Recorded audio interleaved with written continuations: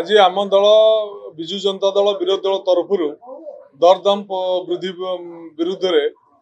गोटे मुलतवी प्रस्ताव आगत करा साधारण भाव में बर्तमान देखा साधारण लोकंर जो नित्य व्यवहार जिनिस तेल ठारू आरंभ कर डाली ठारू आरंभ कर अटा ठारू आलू ठारू पियाज ठारू समस्त नित्य व्यवहार जिनस दरदाम अहेतुक भाव में वृद्धि पाई सरकार टी दरदाम नियंत्रण में विफल हो निर्वाचन पूर्व देथिबा प्रतिश्रुति डबल इंजिन सरकार समस्त को सुविधा लोकंर देखा जो प्रतिश्रुति से प्रतिश्रुति गोटे प्रतारणा परिणत होती आज दरदाम नियंत्रण हो पारना विशेष भाव में पेट्रोल डीजेल दर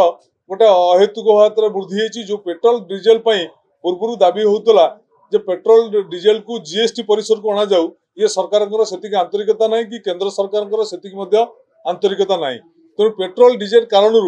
समस्त नित्य व्यवहार जिनसर दरदाम वृद्धि पाउछि तेणु आमे सेही उपरे मुलतवी प्रस्ताव आनिथिलु मुलतवी प्रस्ताव रे आलोचना कलु एवं सरकार टी संपूर्ण रूपे दरदाम नियंत्रण में विफल होइछि।